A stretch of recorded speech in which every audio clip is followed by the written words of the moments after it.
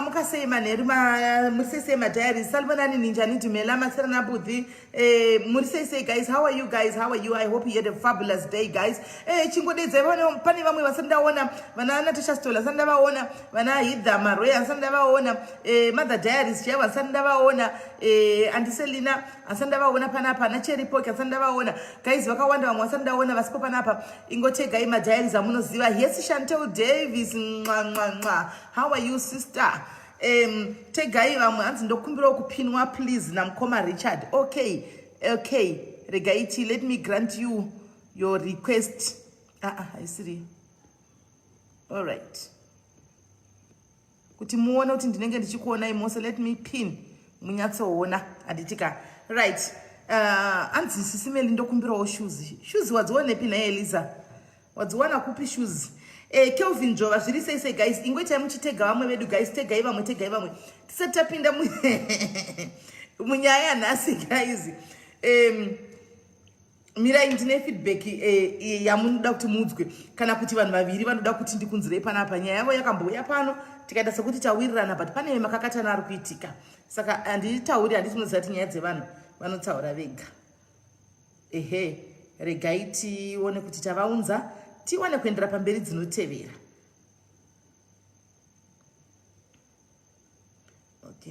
Okay later vari kuti vadai vane nyaya yavo wavo, vane nyaya yavo ichatozoyawo rimwe zuva ari kusenda message. Right, let's hear.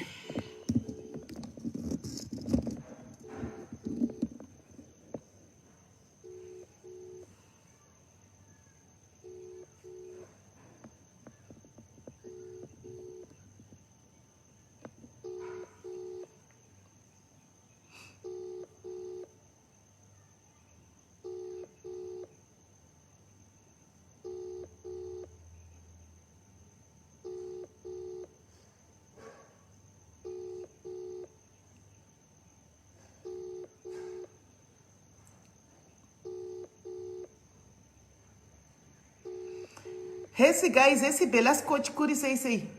Oh yes night Hadi. Yes kuri say. Wanga uchinifonera ndiri pinda pa live saka ndati ndinokufonera back because nyaya yako yakatongoya pana rigati tongo itaura tinze ko waita iwe nhasi chicha waita. Ndaendesa masamonzi andakabva nawo court the last hearing yemusi wa23. So pandaendesa masamonzi aya ndaenda papolice station, nearest police station, ndobva vandiperekedza. Saka pandasvika papa pachona pane adresi yatakabhuya ndakapiwa koti uko because ndandisingazive paanogara ende asingazive kuti akushandira kambani ipi because vekoti vakamusecha kukambani yanga aishandira previously vakamushaya svika ndakasiya 2019. So they use ID yake kumusecha kuti ari kushandira kupi ende ari kugara kupi vachiitisa nemakouzi ake. So ndobva vanipa address, ndobva vati ndofanira kuenda to the nearest police station ine address iyoyo ndoenderese ndoitura mapurisa ndoenda nawo.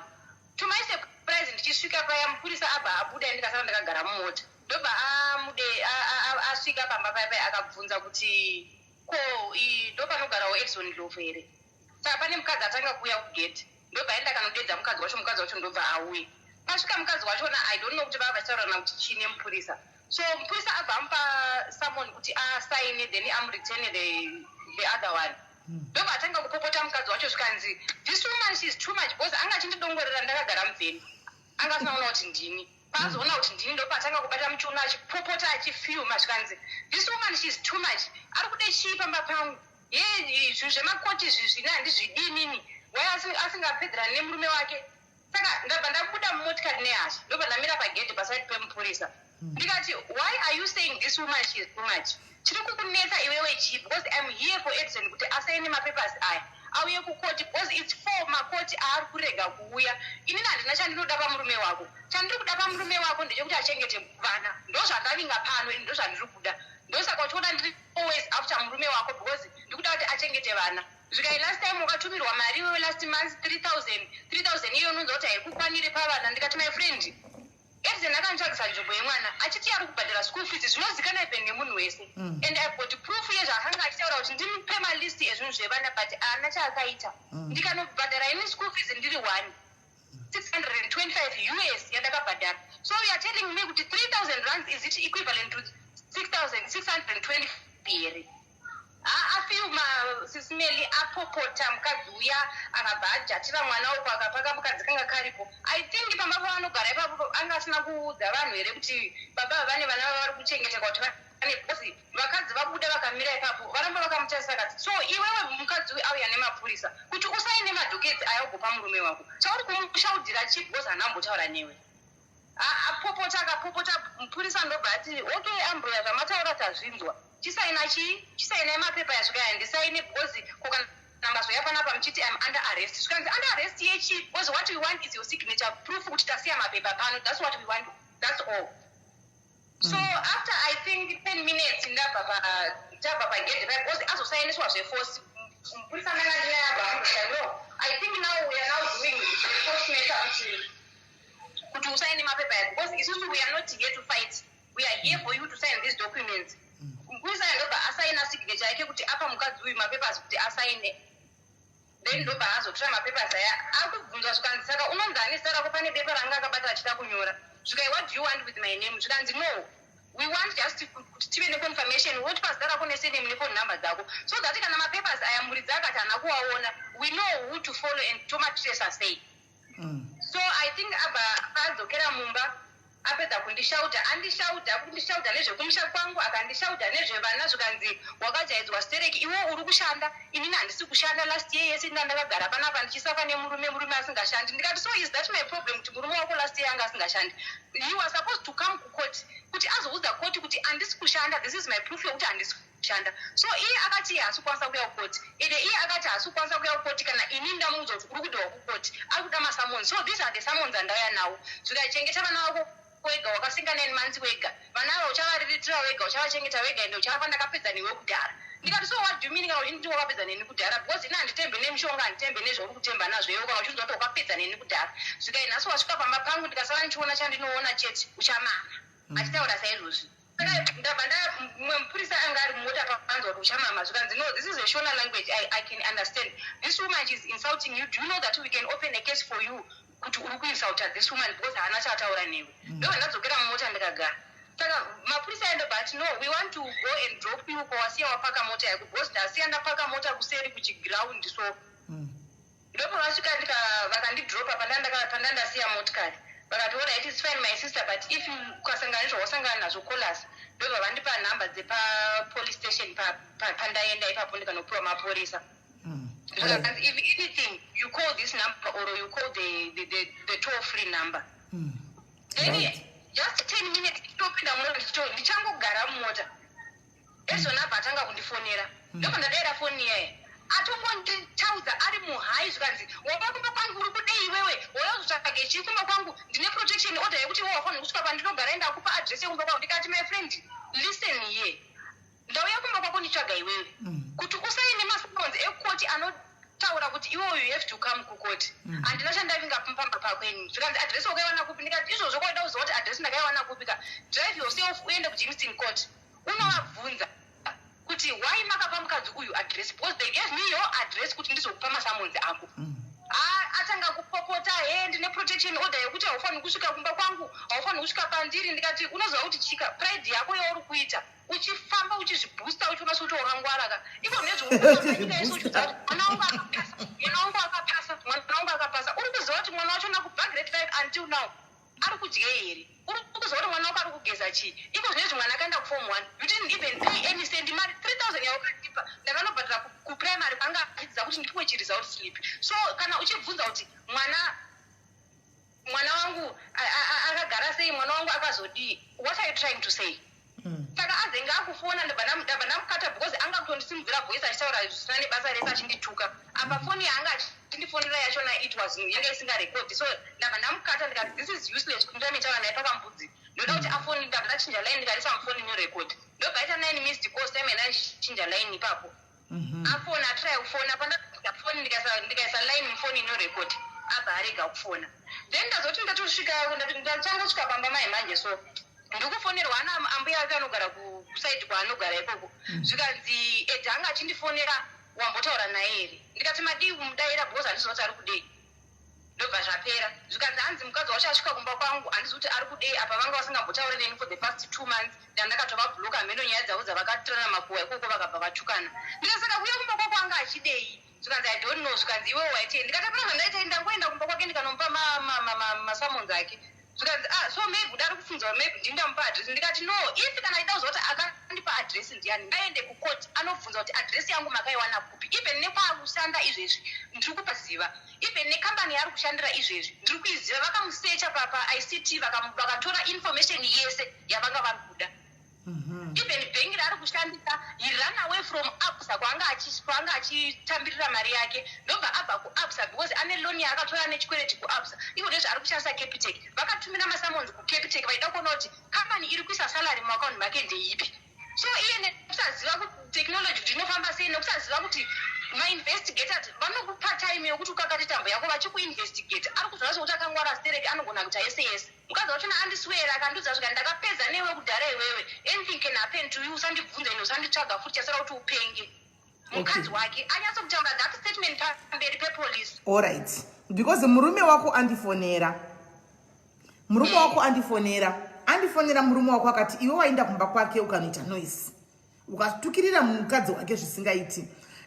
Ini chibva ndataurawo nemurume wacho ndikati asi imimi hanzvadzi munokanganisawo imi muchikoro mwana chakabhadhagwa nani sokuirana kwatakaita palive last time makawira pamberi pavanhu imimi mukati muchabvisa mari mopa mukadzi uyu mwedzi gore rikapera muchaya motora vana moenda navo kunotengera vana hembe moda kuziva chikoro chine mwana kuti mukliye zvikwereti mozoita kuti mwana ende form 1 moda kuti mwana uende boarding school palive pane vanhu andika saka imimi mukadzi pana December apa wakadzoka pakutengesawo zvaakatengesa kuti akwanise kuti anotsvagira mwana nzvimbo yeform 1 kuZimbabwe akliye chikwereti atsvagire mwana nzvimbo yeform 1 akaendesa mwana kuboarding ari 1 apa mukadzi wenye asiri kushanda saka imimi zvikanzi ndakamupa 3000 ndikati naye hanzvadzi 3000 yamuri kunditaurira imimi pamwana ari kunotanga form 1 anga nechikwereti kuprimary yaifamba sei saka anyway ndamuti ndichakufonera back kana ndave nemi andimoona so that tinzwe because ari kuti iye kuti kutaura necommunication naye kunonetsa anopopota anozopenga anodi anga achingotaura a lot of things anditiona unopopoterawo pasina zvawaita SIS MELLY every time paanondifonera anofonera achindituka every time I think ndakakuforwardira mamessage achinditi ndiri kuda kuti undo list yevana ndikati how many times am I supposed to give you my list yevana ndakupa list hauna chaunoita ende namupa list anotanga 3000 rands ndechipinda ndakabhadhara akanditumira 3000 rands ndiri pamabhazi ndichienda kumusha I think ndakanda kufonera SIS MELLY ndakumboenda kumba kuti ndogasa zvemwana wechikoro akatoitumira ndiri paNew Town ndiri parenk ndati 3000 rands iyoyo ndikamuudza kuti saka 3000 rands yawatumira iyi ndeyei akanditi ndeyatadi ibhadhara zvinhu zvatadi ndikati indatora kumabhazi handachandokwanisa kuti nditirepotadi au ndatora kumabhazi ndakuenda kumusha saka ichitora that 3000 rands iyoyo unokavha kumusha ndikati chandinokavha kumusha chip because mwana ari kuda kufisi 225 then ari kuda mauniform 365 then pari kudiwa mari yeICT 1000 bond yese all in all it was 645 US akanditumira 3000 ndikati handiti uri kuziva kuti mwana ane chikwereti che130 chekuti tipuwe mari zauti zvikanzi kana wasvika kumusha ndinocommunicata newe then ndokutumira mari if I would tell you kuti I've got my SIM number yanga ndisingatauri naye ndakamubhloka pamay SIM number ndikamuambhloka ndikatanga kutaura naye paSIM number iyo kuti ndione kuti anokuda here kunditumira mari akandiudza kuti hakwanisi kunditumira mari because mai vake vari kuda kuenda kuoperate pamaziso so haana mari yekutambisa yekutitumira anyatso kutaura muromo iwoyo straight away I don't know akataura neni ndinomutuka ndepapi because even pari kuti ndaenda kumba kwake ndikanaita noise police is my witness ndakagara mumota chaita kuti ndibude mumota yemapurisa inini ashedzera akamira akabata gate so masimbi egate because this woman she's a bastard she's now too much saka ndobva ndabuda mumota ndikati iwe mukadzi iwewe if you are telling me I'm too much what are you trying to say that's what I said pamberi pemapurisa and I do have the numbers emapurisa iwayo vandipa number dzepabranch pamain police station vakandipa mapersonal numbers avo vakati if anything happen please beep or call this toll-free number. Right, saka ndoda kuita so ndoda kudropa ipapo ndifonere murume wako andika iwe ndokufonera nemwe phone handitika then auye panapa tingoona kuti gemu racho rapera sei handitika toda kungoti tingomudza chokwadi tingopedza titangire ipapo because ini ndinova vakaita mediator panyaya dzacho saka manitawo mediator ini nditongoitawo zvandotongokwanisawo kuti nyaya yacho idi iwane kupera because zviri kunetsa handiti kuneta zviri kutoneta because we can't do nenyaya yako yedzimba nyaya isina solution because nyaya iri papa sisimeli inyaya yevana noti nyaya yangu inini tiri kutaura nyaya yevana but iye manje ari kuzvitora personally kuti maybe ini ndiri kuda mari yake ndisuda mari yake mafizi evana ese ari kumaziva chikafu chinofanira kudyiwa nevana chese ari kuchiziva he is not even doing anything since that life yatakaita iya akauya akatenga hembe nechikafu zve1.5 for mwana wandinaye kuno but akataura kuti kudipa life pai akati ndakasevhera vana vangu mari the last time pandakasangana naye ati ari kuenda kuchikoro kwandakawanira mwana nzvimbo ndikabva ndaenda kuchikoro kwekwe ndikawanda aenda nemukadzi wake kuchikoro kune mwana wangu mukadzi wake anenge achitsvage chii pane mwana ndikamubvunza ndikati so wauya kuzobhadhara fees here kana kuti wauya kuzodii tikati ndakamira kuti vaaprove mwana then ndauya kuzotora quotation yekuti mafees achona anita mari ndikati okay is fine musi wandakaona nzvimbo yemwana wechikoro ndakamufonera ndikamusendera message ndikati mwana awana chikoro ichi ndikamusendera mapictures zvikanzi okay ndikasvika pakukwira bhazi kuenda kuzimbabwe mwana mwedzi wese pasina kana chatumira ndikati ndiri kuzimbabwe ndikatransfer 40 us kuna mama wangu andinogara nawo ndikati mama 40 us iyo ichinjei muone kuti mungaona kutenga bhutsu because mwana anga asisina bhutsu ndikati mutorere trouser rake regrey riri mumodropu achiri kukwana then motenga nesheti yekuchikoro ndo zvakatangisa mwana wangu kuenda kuchikoro asina juice mari yejuzi akatozonditumira mari mezuro since pakavhurwa chikoro ndamudza kuti mwana iko nezve ane flu ari kungoenda kuchikoro asina kana juice even wacho wandakasiya kuboarding school haana blazer haana juice haana mattress haana worksuit asi pavanoshanda vakapfeka maworksuit vanorara pamubhedha vachifuga machira I'm suffering sisimeli nevana I'm trying for my kids kuti vaona kuti ndo zviri kuitika but iye anozvifumura ega mwana akada kutrai kutaura naye ndiri kuzimbabwe akabva achinjira profile picture akabva ataura zvokuti handikwanisi kuti ndibhadhare fees ndambonata mai vangu masi so I think ndakakuforwardrai machatsi SAY alright saka ndakukudropa ndobva ndakufonera apa kana wauya apa iwe wonyarara handitika atanga auya pano palive handiti alright right takumwisa pane rimwe line guys kune vasiri kuziva nyaya iri pano takambouya nemurume nemukadzi nenyaya yemwana maita dairaka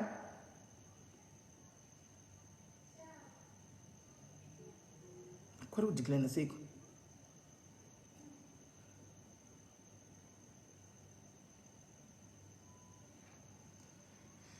hani maona saka vakambouya pano pamurume nemwana mavaziva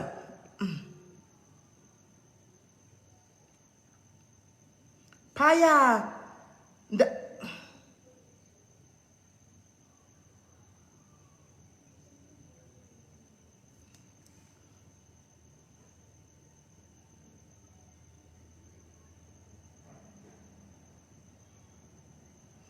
saka baba vachauya nguva izvozvi ndakamira mukadzi uya adaire afone because toda kuti vangofambirana ka1 kake chituva chiuya vanhu ava panapa zvinokwadi murume wacho ndavachiti vaikwata njambanja kumba kwacho kokoko saka ndikuda kuti tinzwe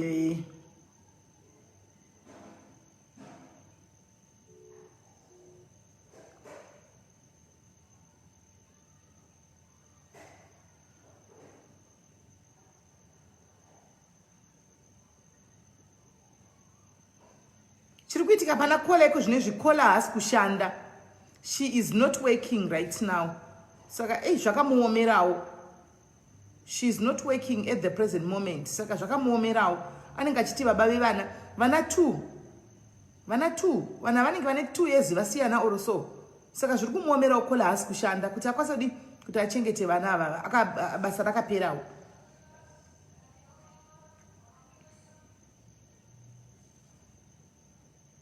andi muri kuona zvikuitika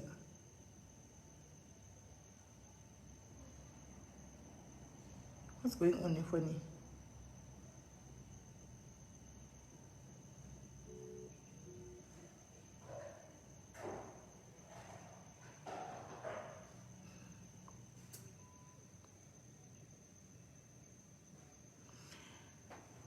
ndoda tafoneka kuita kuti ndiwane kuningirira kumisa apa murume wacho ndobva ndamufonera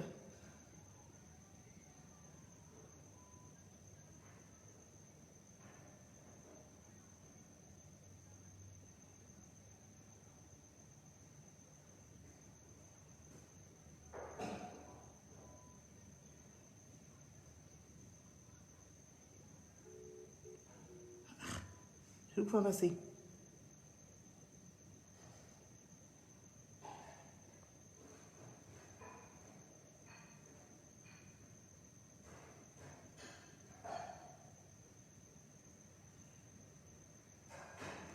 Right, the gate for the room watch. Dancing a duty Muruma and this Fundaram Kazuruma Pinda because in it a window. Ndova ziva vesi vari tu. Noita hondo. Noita hondo chai.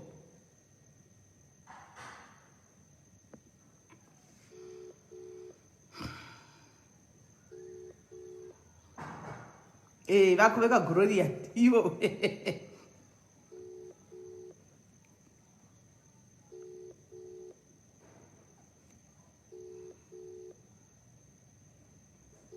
He should look after his kids too. Two, Vana. Vana, two.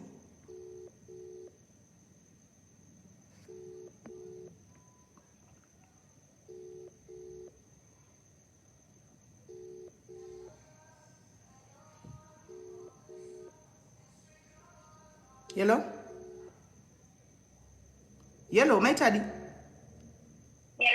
Yes, chimira imakadaro munyarare kuti zitu kutira kumufonera kuti auye pana patinzwe. Alright. Andoshiya kuti kufoni yenyu kuita sei. Nida kupina foni dzakuzigara. Right. Then leave me for me. Kuti ndokuzivai kana auya murume wenyu munenge movava sekuvava chaiko chaiko. Ndokuzivai iri kaindi mufonere direct nditi uyai kuapi baba inu. Tiwane kuti vataurire.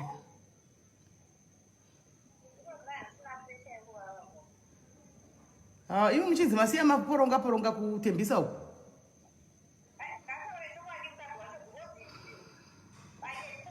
Welcome to voicemail. Please. Kogoenda ku voicemail saizvi.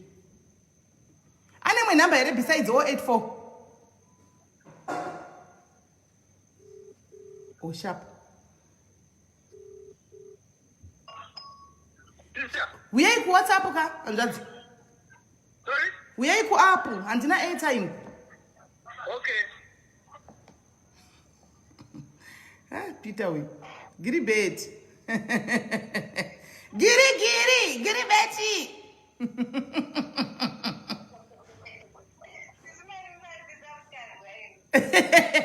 Kwenda di. Right. Chinyarara iwe, chinyarara kufuna. Right, Anjazi. Hey, sister. Parise iwe shira. Bakanaza. Right. Ndauya naye maitadi panapa. Ndinaye panapa. Wati chichaitika kumba kwako iwe Anjazi. Nokuti ndamubvunza iye zvaari kundiudza zvinhu zviri different from zvawandiudza iwe saka toda kuchiuhwira nemuromo wako. Ini ndandisiko kumba. Indiri kubasa. Ndaudza hanzi wauya nemapurisa pakwangu. But kuya nemapurisa kwaita. Azodzikama kushaudzana nemukadzi wangu. Handisi zvanga vafambira kuti vanga vafambirei. Handizivi. Saka even nanasa usitoziva kuti kumba kwako wanga wafambirei. Handizivi kuti vanga vafambirei. Mudzimai haana kuudza. Mudzimai wako haana kuudza kuti vanga wafambirei. Vangotati hanzi wauya nemapepa hanzi mapepa ekuti handisi kuti mapepa iyoyi. Oh, because all right. Iwe wanga huko iwe ndiwe uri pakati iwe nevakadzi vako. Mira babatani, iwe uri pakati nebarika rako nevakadzi vaviri.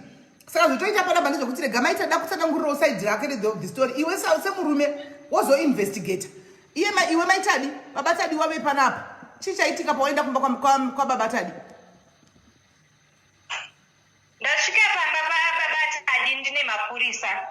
Then mapurisa abva atsvaga babatadi ndobva vashaikwa. So mukadzi avo adedzwa nemapurisa vanga vachitaura naye zvikanzi no rega ndikudedzere mukadzi wacho. Saka mukadzi wacho abva auya pagedhi akabata mwana. Ndobva atambidzwa achizwa kuti abvunza kuti kudii nemapurisa because by that time ndandakagara mumota. So ndaona achitambidzwa bepa ndobva aredzosa bepa riya. Saka papa vataura nepolisi. I don't know kuti anga achibvunza achibvunzwa kuti kudii zvaanga achibvunzwa. Ndazongoona abata gedhe abva aisa mwana pasi ndobva abata gedhe nemaoko 2. Zvika this woman she is too much. Anda kundijairira manje hapana paulume ndakapedza newe kudhara. Abva takakupokota mukadzi wayo. Saka inini paanditi woman is too much. Ndabva ndavhura doo ndikabva ndabuda. Ndobva ndasvika ndikamira pagedhe paanga akamira. Ndikati my friend, if you are saying this woman is too much, what are you trying to say? Because I'm not here to fight with you. I'm here for Edson. Zvikanzi why usina kuenda kubasa kwake unoya pano ndikati my dear, this is the address yandapiwa inini kuti I have to come here. Ende panapa ndo paanogara because kubasa hakusiko kwaanogara, kubasa ndo kwaanoshandira. Andishauda mukadzi wacho akandishauda akandishura zvikanzi mahure ekumasvingo munonetsa stereki ndo zvawakasirwa nemurume izvozvo. Manje pavanapa iwo unoshanda ini handishandi. Last year ndakatambura murume asingashandi ndichizvichengeta ndiri 1. Nhasi wakuya uchiti kwachara uri kuda kupendenenzi yevana. Hapana chaunowana pana Edson. Wakatumirwa mari iwewe 3000 wakaite chinayo. Ndikati inzwa iwe mukadzi iwewe 3000 yandakatumirwa it was yekubhadhira chikwereti chekuprevious school kwakuti mwana undipuwe mari zaudzo. If kana murume wako asina kukuudza iwewe kuti fees yemwana imari because ndakamuedhesa paschool group kuti azvionere ega asandibvunza mubvunzo azvionere kuti chiri kudiwa kuchikoro kwemwana chii. But ndakasvika pakuenda kuZimbabwe ndachitotsanangurira mukadzi wacho ndakasvika pakuenda kuZimbabwe nini murume wako asina kana kutumira kana cent mari yakatumira ndakabhadhira kuchikoro kwemwana ndikapuwa mari zaudzo. So now kana iwe uchindibvunza kuti ndavinge pano and where did I get the address for you to tell you where did I get the address? Chiperekedza naye iwe nemurume wako meenda kuJimston court munovabvunza kuti why vakandipa address yekumba kwako. Abva andishauda mukadzi wake andituka akanditukirira kusvika mapurisa ati my sister we are not here for noise, we are here for peace. Vachiti escort with the police, we are not here for you kuti tinzwe mashoko ese auri kutaurira mukadzi uyu because mukadzi uyu haana chaataurira. Ini ndindauya nebepa kuno pake. You were supposed kundudza mashoko iwayo inini kuti mavinge chii pamba pangu, not kundudza munhu akagara mumotikari. Uyo mukadzi akazvigarira mumotikari uyu iwe ndiwo pano pagedhe but kuri kutaudha munhu aruko zviri kureva kuti kudii. Ndopaanzi iye saina mapepa ndopaaramba svika tokumbira zita rako nefilimi yako nemafoni namba ako zvikanzi handina muzita rangu randinokupai because kokana mukazodzoka panapa muchiti ndasungwa zvika unogozoka uchinzi wasungwa pakuti kudii sisi tiri kuda information yako iwewe zita rako nefoni namba dzako kuitira kuti Edison akauya pano akati iye haana kuona mapepa we know kuti takapa ani mapepa abva asa akandifabva zvika ndosaka ukasiyiwa anzi ndosaka ukasiyiwa nemurume kuonda ikoko inini Edison akagaro iri achirovarova magaro ake pamberi pemapurisa mapurisa akaseka akati iye sister you are so hot anga asveta mwana pasi pava nemukadzi anga aripo muneteso wanga akamira akati naye anzi my kegini or my kevin something like that mungabva madaro kufugura hembe pamberi pemapurisa because I want them to see mukadzi wake wacho iyeye. So to my surprise, I'm surprised if achiti kwa nena ndandanozi pamapemukadzi pamapeanogara inini. Police is my witness. Eka iripo vasvika pakumtsiura akati my sister chisaina zvako mapepa yatiende because isusu we need your signature only, not this noise you are doing. Saka mamutadzara maspika. Ndozvai. Mamutadzara magaro. Atofugura magaro ake pamberi pemapurisa zvika ndozvakadiwa naEdison izvi ndozvaakada izvi. Mapurisa akasvika pakuti are you mad or are you okay or you are mad? Alright. Ndokubira kuvunza. Koti ya address yekumba kwangu koti yaizviva sei? Koti yaziva address nakuvunza ini koti yekumba kwangu. Ikoti yekupa address yekumba kwangu. Yes. Yeah? Bawani koti ya Yebo. yaziva sei address yekumba kwangu. Wapuwane koti. Yebo inga pawafona ndakutaurira kuti enda kuJimston court unobvunza kuti why vakandipa address yako. Ndakapuwa address yako musi wa 23 March ndo musi wandakapuwa address yako. Inga pawafona ndakuudza iwewe ndikati enda kuJimston court unovabvunza kuti why they did give me your address. Unozinza sister koti inopa munhu address yangu ini vasina kuvhunza ni vasina kutaura neni. Vanoziva kwendinogara koti yakutoziva kwendinogara ini. Hauna iwe una ne baba tsada munambosiya address yenyu kochereni. Haisi kwendiri kugara. Okay. Saka zvino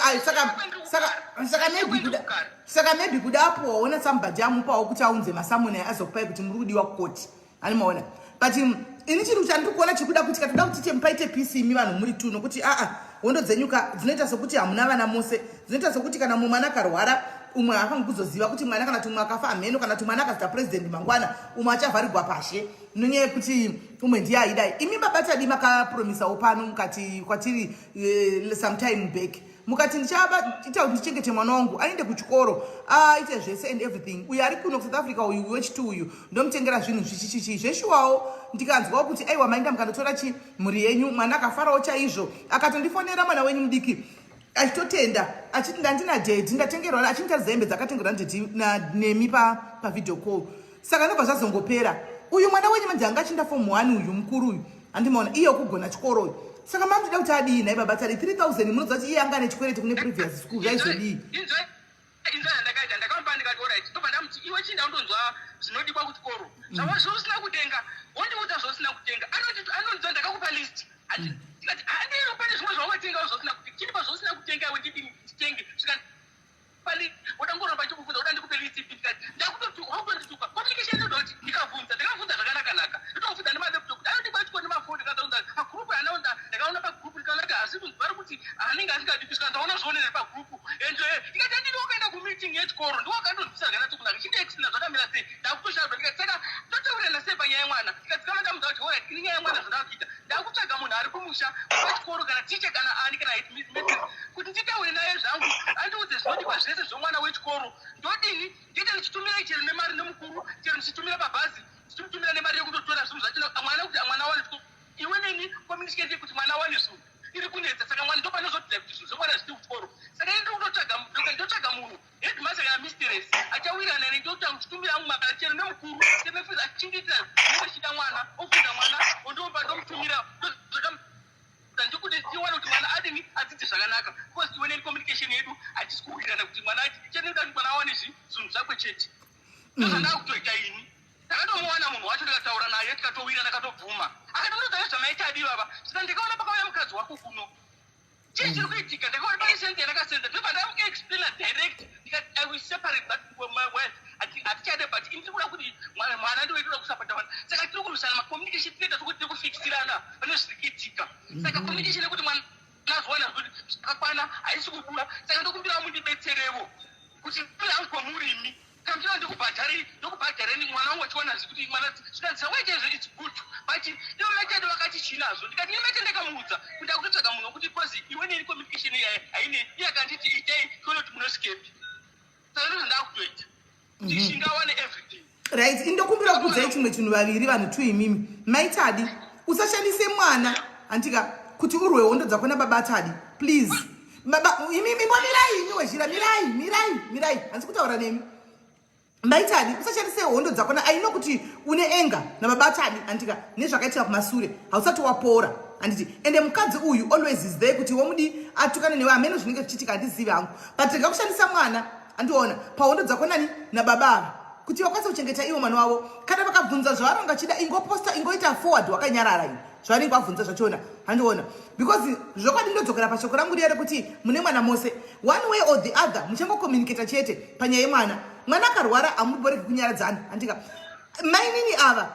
baba tadiwo imi kana mukadzi wenyu achipindira muzvinhu zvavana chidai munodza mukadzi wenyu ngaasapindira ngaamire kure handika ngaamire kure panyaya dzevana idzi munopedzana muri tude mukadzi wenyu iye hapana paanopinda handimaona anta zverudo rwenyu nemi kumba kwenyu panyaya dzevana idzi hapana paanotokwana zvachose ngaamire kure asi iye anogara nevana vana anogara saka imi mukuita zvekufikisana kuti ndodai so ndite get back to you nenyaya yekuti mwana murume wakazodai saka ndoitazvo mukadaro manje hapana muri kufikisa mwana ndiwo muri kufikisa ari kuchikoro ndiwo muri kutongofikisa hamusi kutombofikisana pachenyu muri kufikisa mwana asina chaanotoziva maita duri kunditeerera ndakateerera indozvo ndakati ndotsvaga ngu munhu wokuti nditumire mwana ikone kuna atadi ndakaenda kuchikoro kwatadi ndakandopuwa every madetails code number dzokubhadhara kubhengi nokuti vanenge vachingocheka kusistimu ndongomukera chimutumira ndikutumira mari chikafu yeschool fees ndozviitira vanongocheka kuchikoro zvese ndakatosvika nezuro ndikatopuwa kuchikoro netransport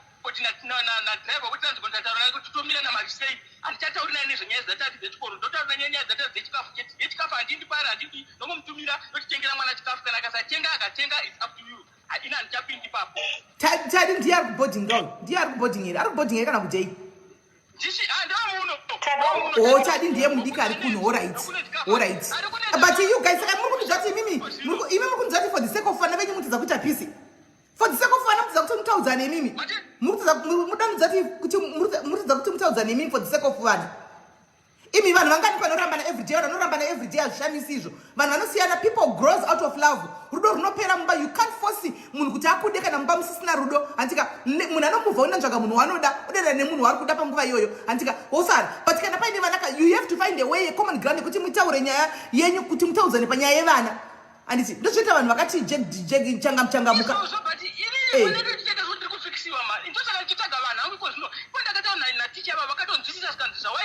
It's good. Let's go. As I was on the net of why marriage is here when people are not going to can answer about around. That in Japan, that I don't move that I need that the moon, one bonus, I don't want to be a man. Problem deputy mwana ku boarding school ku Zimbabwe. Saka baba vanokwanisa kubhadhara straight ku Zimbabwe. Kuchikoro. Munokwanisa kubhadhara straight ku account yechikoro imini. Vanimona. Then pamari makasitingira pano info here. Makaza mtengera phone chadi mkuru uyu.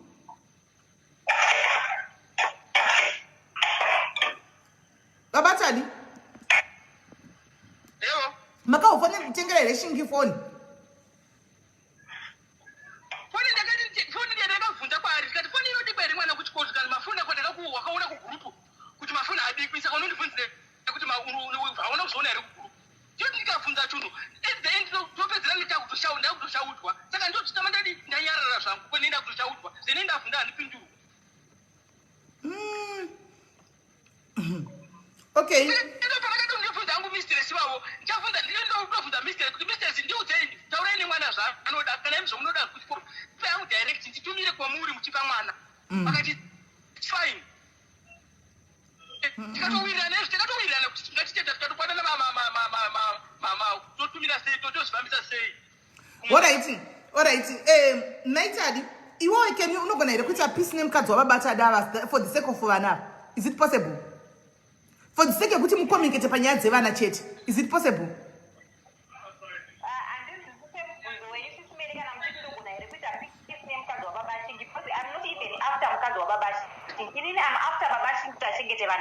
Aiwa, unaona nyaya iri kuitika, ona nyaya iri kuitika Maitadi, ona nyaya iri kuitika nditika. Tondakudza chokwadi munin'ina.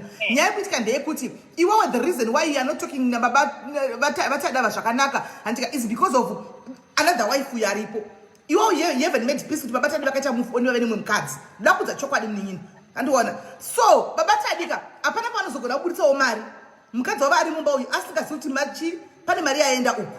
Saka ndikuzama kuti kana paine anything chinogona kuitika kuti pakwanise kuti pangoita peace chete. Andika kune vanhu vakawanda ndoziva inini vana mai guru vakainda nana mai nini vanenge vari panogona kutodzana panyaya dzemwana kutoti mai guru anogona kuti mwana ari kudawo zvakati. Andimaona. Vaivo wotoudzawo muri kuti mwana ari kudiwa kurudiwawo zvakati. Andimaona. Because I think maybe handizivi kuti ndikungotira kutsvagawo way kuti paite peace. So nice is smelly. Ndinoita peace naye sei nhasi andibudira I think today and muna December paya edipaka yakatengera mwana grocery nehembe dze 1.5 message yakanditumira achindishauda ndakakutumirai today abva andishaudira futi kuti why ndishaura naye ndazosvika pagumuka ndikati unoziva here kuti nezuro murume wake anga ari mujimisini akauya mujimisini akabvunza driver kuti mwana anogara papi akaenda kuchikoro kwatadi akanobhadhara fees akanditumira receipt akabva anyora message pazasisi ukaenda bhadhara fees ndabhadhara transport handina kumupindura why he didn't ask himself kuti why ndisina kumupindura 3 days ago ndakafonirwa nareverend wekuchikoro kwamashingi ndakaita 13 minutes taura navo the first question yavakatanga kundibvunza vakati mwana wangu ndoda kubvunza kuti chechi yaunonamata ndeipi because pane zvinhu zviri kundibata zvandoda kutaure newe he talked to me deeply I don't know kuti babashingi akataura kuti ndii because I was listening zvaakataura narev hapana kana chaataura zvandakaudzwa narev zvaakauza he told rev my personal life reverend my personal life vakanzwa but when I see you you're a strong someone because akuna mai vanochallenge munhu kusvika pakutora mwana kuprimary kumuisa kuboarding school uri one. This man he was supposed to help you, not to ask you questions. So inini to make peace na babashingi ndakona kuti tokutaura nabashingi zviri kunetsa ndobva ndati muende group rekuchikoro so that azinzwire kuti chii chiri kudiwa and yese information yaari kundibvunza yakaiswa mugroup and he is there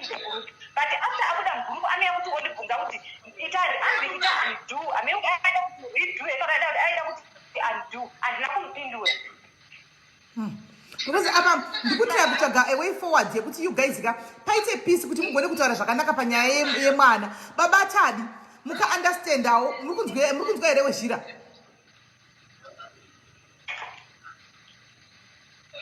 Batadi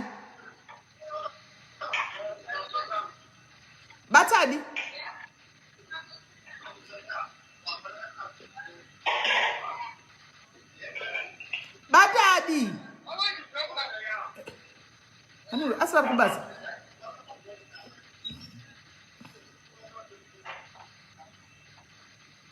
Babatadi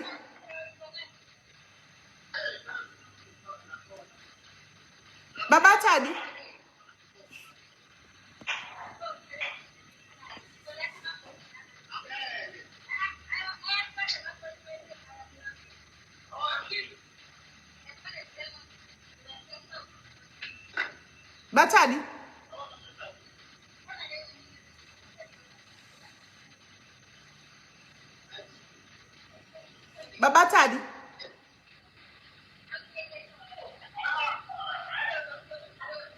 because guys I'm trying to figure out the truth. Antika it seems zvinogona kuita kuti both ladies vese vari two ava, both ladies guys vese vari two, uyu mukadzi uyu wababatadi uyu namaitadi ava mukadzi mukuru wababatadi animona zvinogona kuita kuti uku wababatadi ane ma-insecurities akewo ekuti haadi kuti murume akataura namaitadi animona it's very possible because anenge achikati vanogona kudzokerana and then wamaitadiwo andimona vane hatred yavo towards chiwo, vane bitterness yavo towards mukadzi uyu aripoyu amunoona.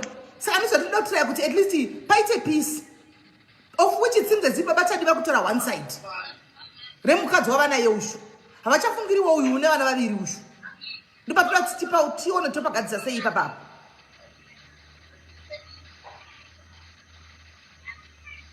Babatadi asi vari kubasa kaizvo tongowa mavoisi. Batadi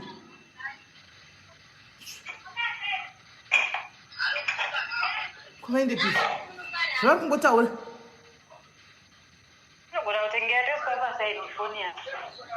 why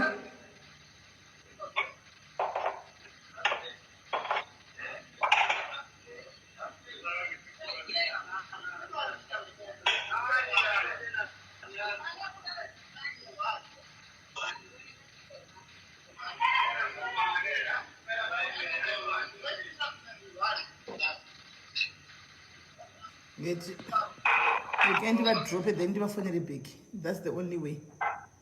You can't even phone it big because don't go over Masruma who besa Masru. Just what you should from Bassi.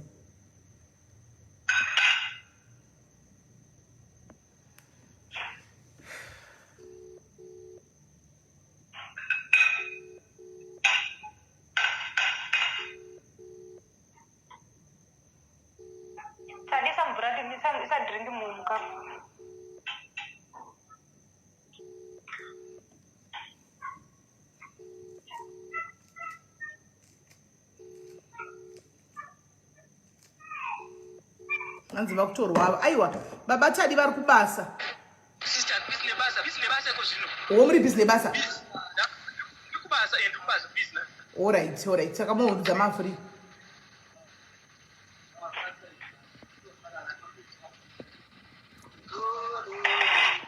vari pabasa ndimuri kuzvinzwa vari pabasa aiwa vatopinda vari pabasa vari pabasa babatadi vari kune imwe nzvimbo vari kubasa vari kumubasa saka mukadzi wo ari kumba ukuko.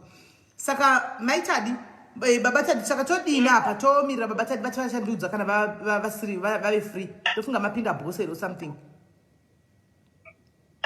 Yeah, but inini now what I hate SIS-MELLY handisisasadi ndoda kubudira pachena handisasadi handidi kutambisirwa nguva yangu tichizama kugadzirisa zvinhu zviri unsolvent.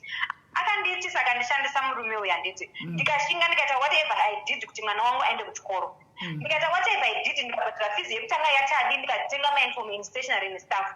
Ofuchi ndokumbira mumuzo kuti asandiganzira kuti I'm going to do everything for vana. He phoned musi wauya a day before. Mwana phone ndinakudaira phone yake akataura nemwana zvikanzi ndikuya ikoko ndikuya kuzobhadhira fees yako nekusiyana kutengera chikafu chese chaunoda nekutengera zvinhu zvese zvekuchikoro zvaunoda. But to my surprise he paid 400 transport and 700 fees. ndobva apa driver wemwana 50 rand fuchi makuseni ndichiendesa mwana pagate driver abva andipa 50 rand yasvika 50 rand yakasiyiwa nababa vanonzisiso kana ari kuchikoro so that this 50 rand ndakaipiwa nababa vasikusiso vachiti ndipe mwana agonodya kuchikoro how can you imagine kuti mwana wegrade 3 anopiwa 50 rand kuti anoshandisa kuchikoro say and the 50 rand is they going to use that 50 rand vhiki rese kana kuti mwedzi wese handiti ndinodyiwa rese zuva rese kusvika yapera asi aisada kuti indizwe kuti asiya 50 rand yekuti amwana kana ndakuda kudzoka nemashoko emukadzi wake ndopedzira kuti ndakufunga kuti 50 rand yemebhuda yakagadzirwa because ndichibva pagedhe pemukadzi wake anodza kuti ndakapedza newe kudhara iwe usafunga kuti vana vako vanosemewa vachisemewa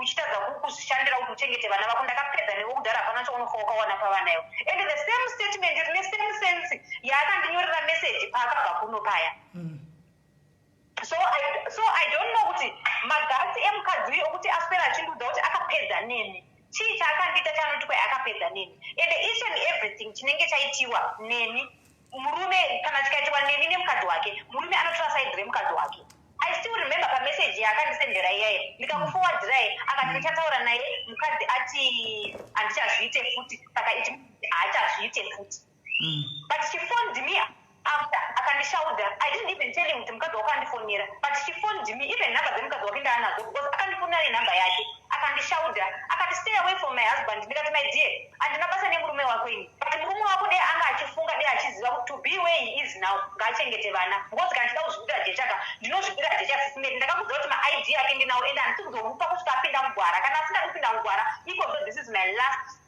last saying to him if this akasapinda mugwara kuti abhadhare mafizi kana ndikutengera vana chikafu ndikuidestroy id everything now ndaanazvo even kukotikotira ndakavaudza kuti if you fail to give me mari inokwana kuti vana vaende kuchikoro I'm taking this to home affairs zvivharani nditodza kuti vana vanga atori nasaka zvako zvivharani zvakadaro because ndiri kuposaka nevana vacho ndiri 1 apa ichi anogona kutaura mapapers nemadocuments ari kuda emwana nemafizi ari kuda emwana asingazive ndeapi ndakakutora mapictures ndikamusendera ndikaita zvekunyora ndikamusendera ndikamisa mumaschool groups evana arimo mumagroups imomo patauya kuinbox kwangu ende iye ndiyanotanga ina ndimutsvageni ndiyanonditanga mwana ari kuda chinechi chauri kutenga here why are you asking same question the whole day uchindibvunza chinhu wani chausingaite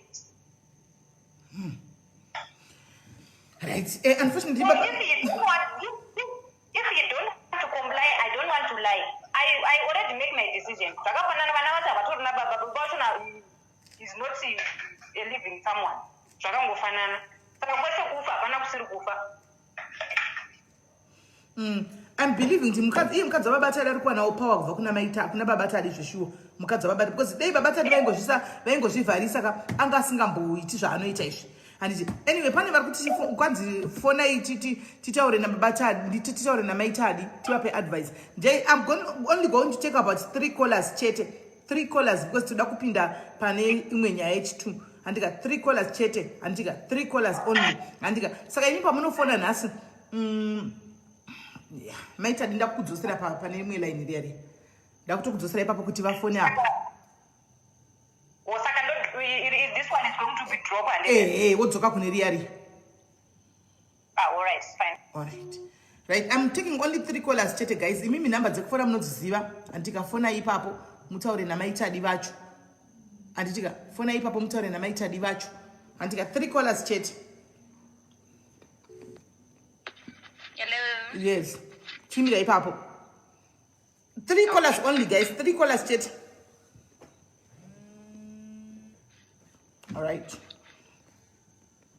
hello caller Yes, SIS MELLY. maswera sei Uswere, maswera sei. taswera Rega nditaure nemwana wangu maitadi. Amaitadi wakadi yako. Rega ndikubatsire mukanda. Isu taamagogodera imasinguru kurambwa isi certificate yokusora zvako uchitinhana neasingadi kuchengeta vana. Munamato wangu wana basa dear. Wozvishandira then you look after your kids. Rega ndikuudze as long murume aroora umwe mukadzi chachitsuwa cheutsi tinenge tichipisa mumba. Every woman wants to control his husband kana rohwa. Ndochokwadi sisi mele. Sure. Chokwadi. Mukadzi wese kana ane mukadzi murume wake mumba, he want to control his husband. He want to control finance yemurume. Because ndini ndavamo ndaapa nyanga. Izvo kuti kune vana vakazodai, it's my wish nemoyo wangu kuti baba tumirai school fees, baba tumirai zvakati, baba ichozodai. Maitadi rega ndikubatsire sweetheart, munamato wangu andikukumbira kuna Mwari. Ini ndiri kuti wana basa, wofokasa nevana vako. Kune masingle mothers vakawandisa munyika umu vari kureza vana on their own. Vana baba vacho varipo, vari kuputire rebede vana gripet vakazara umu, vane vamwe vakadzi. They do when they wish to do. Simele, that's the truth of it. Zvasiyana nokumusha kuZimbabwe kwamunonoclaima maintenance. Handizvo here Simele? Munoclaima maintenance. South Africa machona chero kadaenda kumapurisa, munhu anoti ndinowana munogona kuenda kumapurisa mozoyai kukoti modzichengeta vana kunokwanisa kubvisa mari pamwedzi. Akanokwanisa kubvisa 1,000.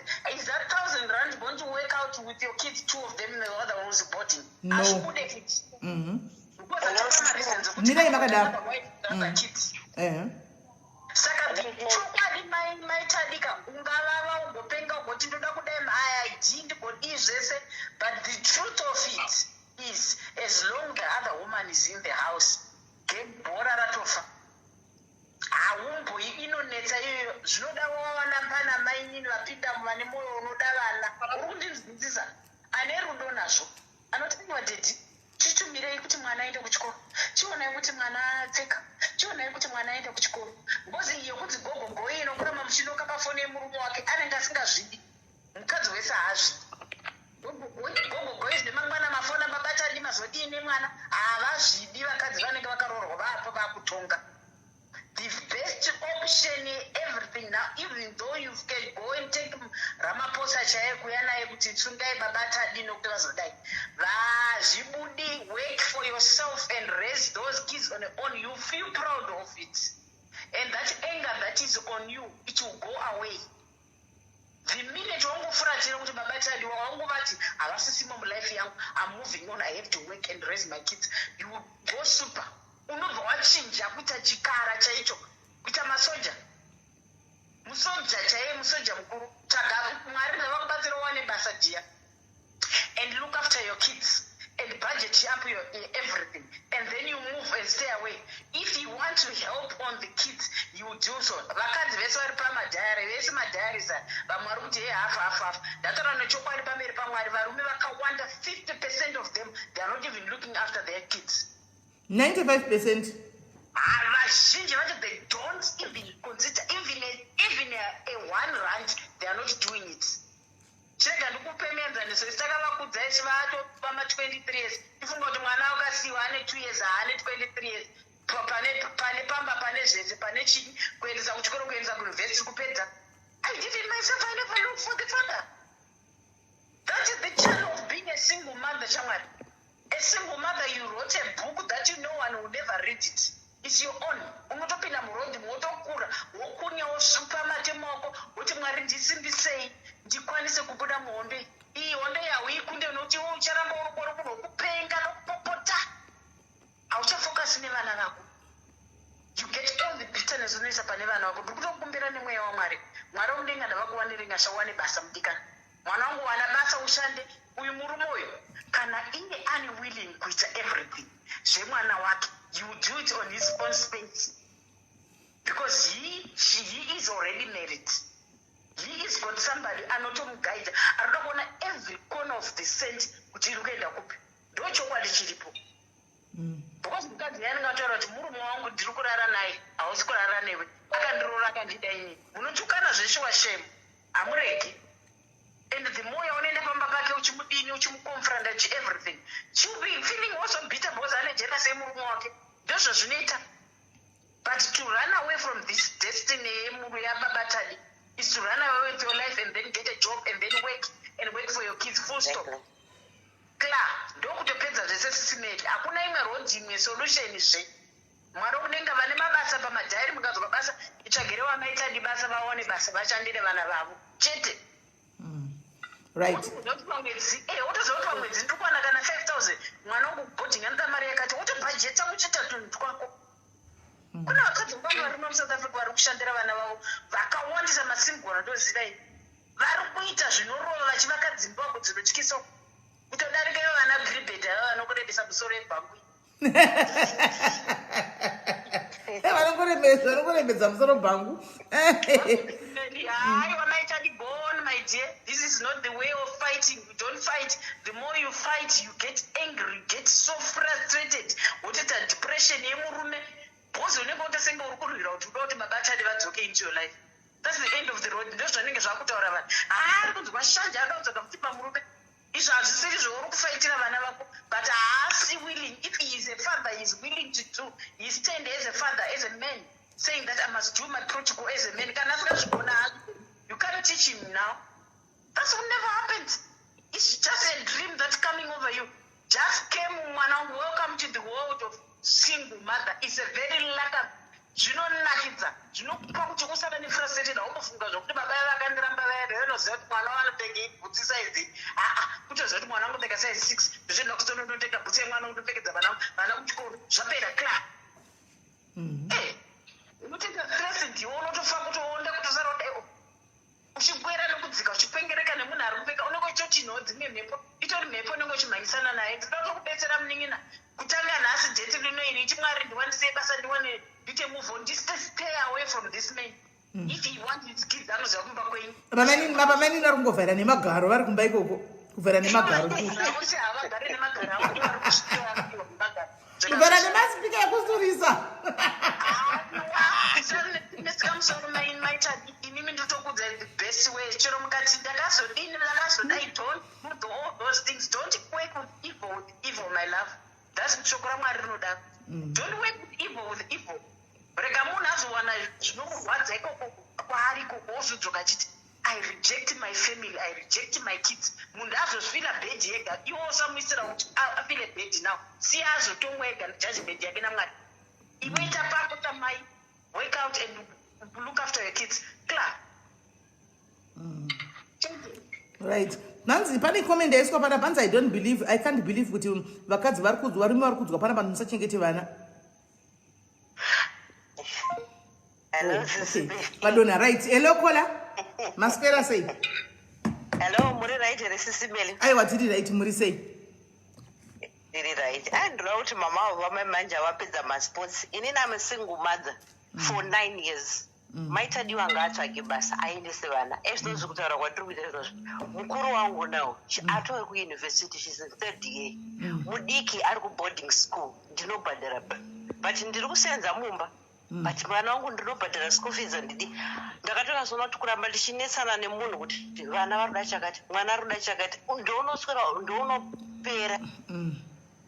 Ende kana uchizvisenzera uchishandira vana wako hauna stress. Maitadiwa tsvaga basa uende kubasa uchengete vana wako ende unoita. Ini ndatone 9 years ndiri single mother handina stress ndinakanawo ndinomboti naiwe ende handivatsvage. Kana birthday remwana wake chayakatenda 21 last week Saturday kukanganwa hatoziva kuti mwana nemakore mangani. Akatozoshama mwana ari kumusendera message kuti dedi matadza kana kundito happy birthday ndakatenda 21 on Saturday. Tikanzi sora hako mwana wangu happy birthday kutovhunduka murume mukuru. Saka maitadiwa usacheuke vanhu vakadai so tsvaga basa enda kubasa usenze uone zvinoitika ende mwari vanovhura madoors manje pakadai so mwari unokuvhurira madoors. All that bitterness inopera iri mauri. Ndaitomboitawo zvauri kuita izvi ndichitonorowa madhoo nemakumbo ndichitoroswa ndichirova vese ari true but ndakatoziva kuti this is useless zokutondipedza BP every day. Tsvaga basa uende kubasa. Right. Thank you very much Kola. Regai titore mukola ari paline. All right. Right. Kola hello. Vana vavo SIS MELLY hakuna munhu anomanikidzwa kuita chinhu chaapinda mwoyo wake uchida. Baba vanoziva kuti mwana uyu ndini takaita kuti avepo, ndini takaita kuti mwana avepo.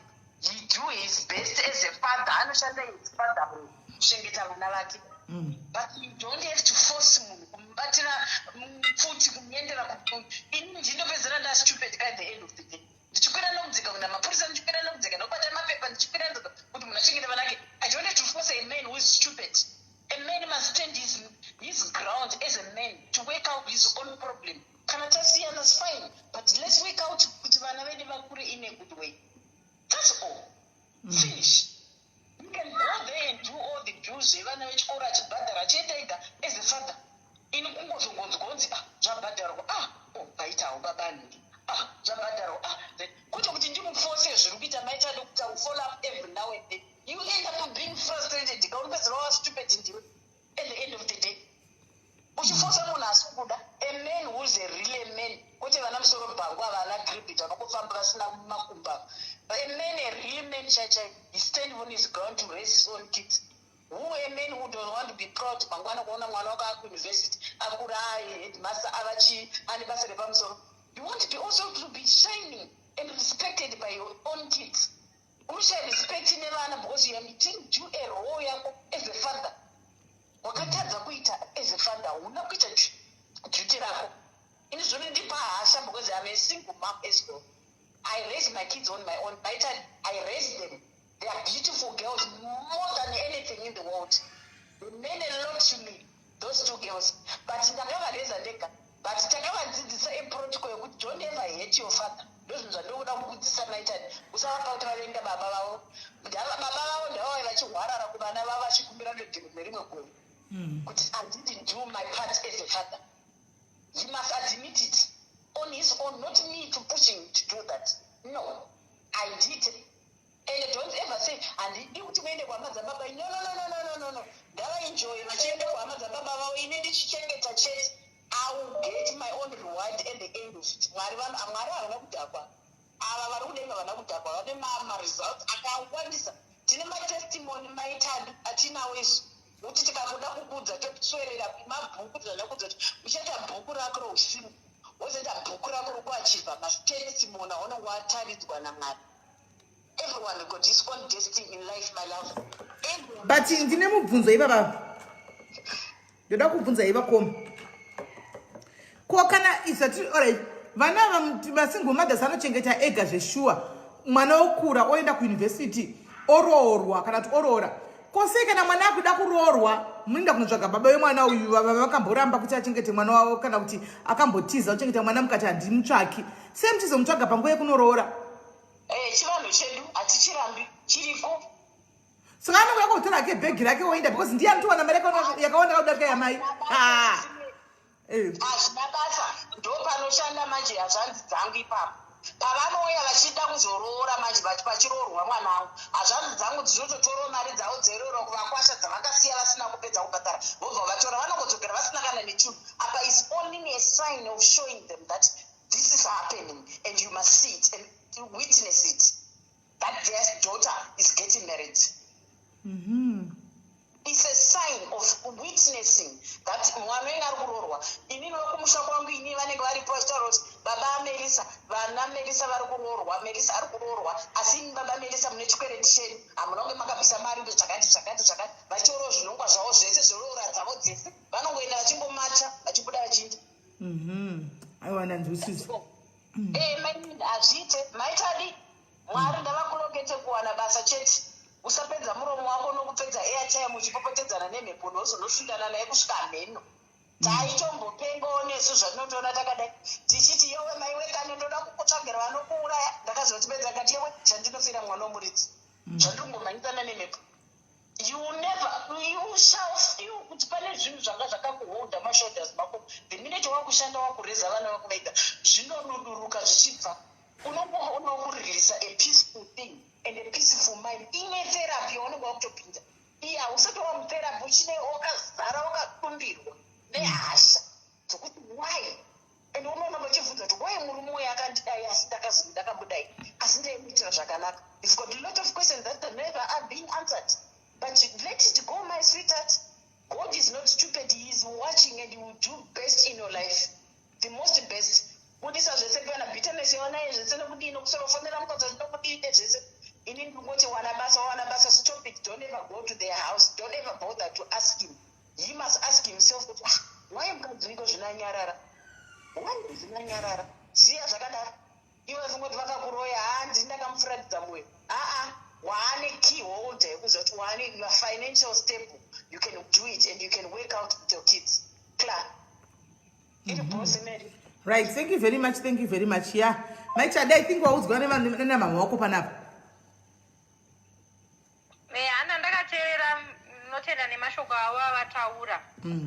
But the fact here, panda quarter, I think is second quarter or first quarter. Achiti ndisiani kumtsvaga or nekumfonera. Iye babata ndiyanofonera. Phone yangu I always send you my chat SIS MELLY. And ndimtsvage ini ndimfonera. Iye akaona ndanyarara ndakanyarara zvazvo. Unomona uye akufona. Akafona ndo pamwe na phone. Woti pa mama phone ndo muzoti ndabuda ndipo. Akatanya sama WhatsApp messages. Manani stop. Ndokona mpindro after 3 days. If you check my date pa machapa ndinokutumira iti. Ndotopindura after 3 days kuti iwe this is my phone and use the time kuti ndikupindure wanda. Iye ndiyandonditanga. Angadangonditokonya chete. So last time 5,000 ndakuzomublock. Mukati no ndibabebe vana vako. Mwana anorwara kwashoti wodi. But sometimes I would feel like it's the same. Zvakafanana even chiro mwana akarwara I don't know kuti ndakarwara kanga ndichimisa kuchipatara ndakanyarara. Zvakangofanana kana mwana achingofana ngofana zviro zvinokunovika. So iye ngasiyana nekunditsvaga. If you feel like you don't want to support these kids, ngasiyana nekunditsvaga ende ngasiyana nekunyepa because like paataura iye kuti akafonera akataura namedhem vekuchikoro kwanatadi chichi. The person wakataura naye ndi referent wepachikoro. He phoned me, I'm going to send you my screenshots andakaita emacourse andaita nawo. Takataura almost 14 to 15 minutes ntaura nawo. Sometimes ichongobreaka. Wodzoka futi vouya vachitaura neni akati I don't even think this guy ari normal because if you are calling the school uchibvunza the school kuti mwana wangu ari kushota chii ko ukamboya ukamusiya wongozinga kuti mwana wako ane zviri kushota here, you have to ask the person akauya akamusiya kuti mwana ari kushota chii. And iwewe as a parent how can you send mwana kuchikoro asina zvinhu zvakakwana? How stupid are you? Anti muri kuona ndonatso kuti babata ndonda kuvla kose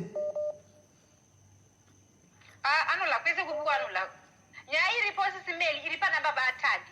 Inyaya yokuti anditi he's been married last year live makamubvunza mukati mune makore mangani marorora nemukadzi wenyu anditi I saw it kuti ane mari dzakabuda zvinu mukadzi wachina achifamba achitaura kuti ndakanoroorwa ini ndakanoroorwa nemayusha ndakanoroorwa zvikazodai kuzonzwa kuti akanoorwa ne1500 rands. Hama dzake dziri kumuseka kuti mukadzi uyu why ane pride yakadai.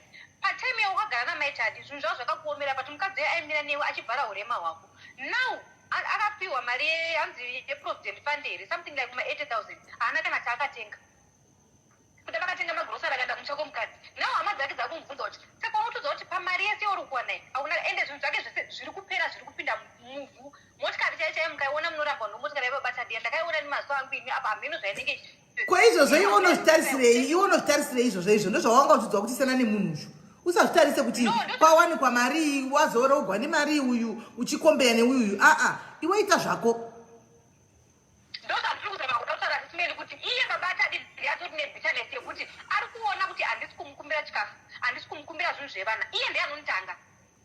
So zviri kumurwadza kuti munhu uyu pandakamusiya ndaifunga kuti ndichamuwana ari on the drain ari kutoona ndatosimuka izvi pandakabva kumushaka chamusikati achiona mastatus angu ndakaisa kustendi pachiradzwa pari kuvakwa he is the first person akatanga kuvhiyiwa pakaona mwana ari kuchikoro I think ndakakusenderai mwana ndichiti ndozvandaita mwana andosiyiwa kuchikoro. He is the first person akatanga kuvhiyiwa status yangu achiona mwana ari kuchikoro zvikamunetsa zvikamukashamadza because anga atombotaura nasomeone kuhama dzavo ikoko zvikanzi toda kuona kuti unozvigona here unoisa mwana ari ega ndida kumuigira ndoda kuona kuti unozvigona here. Aona mwana ari kuchikoro akutanga kundisira mameseji andinambomutsvaga ini pandakadzoka kumusha ndambomudza kuti ndadzoka futi kumusha is the first person akatanga kunditsvaga ndikamubvunza kuti uri kudei pafoni yangu zvika ndikuda unditire unduye list yemwana ndikati unduye list handisi kumudzva chirungu chako kuzama kuti kudii because you are the one ari kunditsvaga ina ndina kukutsvaga ini and he is the one anofamba achizvifumura ega ina ndina kumbokufumura inini. So you need to make peace. Ndamuza kuti if iwe ukaoda kuchengeta vana vako ngatingoita zvinhu zviri pamutemo iwe uri kwako ini ndiri kwangu. The moment yatinotaudzana ndekuti mwana kana arwara kana kuti mwana akaita any serious issue inoda baba vake yes ipapo totaudzana pese apapa iwe tamba yako ini nditambe yangu but anenge ari busy kundistop aenda unobvunza driver wemwana kuti mama mai vasikusiso vanogara papi makambosvika here pamba pavanogara ipapo. Hold on bata wakadaro hold on maitadi hello caller. Hello SIS MELLY maitadi ndaanditerere ndumubatsire maitadi iwe Wakutoita kunge muCID, detective after Babata this life. Don't do that. The minute you keep on doing that, you never move on. You keep on pinching his life. Everything that is doing, you are looking for it. No, that's been wrong. Murume aneka kurejecta. Don't look back to say you will come back and say, I love you back. And the first time, that's the biggest question that you have to ask yourself. Murume anoziva kuti akasiya vana nemukadzi waanoda akanorora the other one, you will never come back. Achida kudzoka, he was not supposed to get married. He was supposed to solve my issues enga makarambana mugadzisana before he gets married. Izvo zvikuroora kureva kuti iye he is already moved on nelife yake. Don't pinch his life and go in there and look for every detail of his life. Why? Wrong. Ipapo ndikutokupa X chayo. Wrong, my child, don't go there. You keep on taking my bitterness, my grievance, akawandisa. And let me tell you something. Don't ever compare yourself with the other wife. But she no.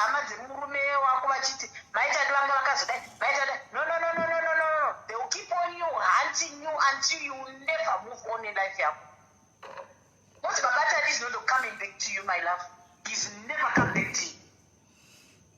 If he really loves you, Babata, he was not supposed to get married. To marry, that means he doesn't want to come back. That's the truth of it.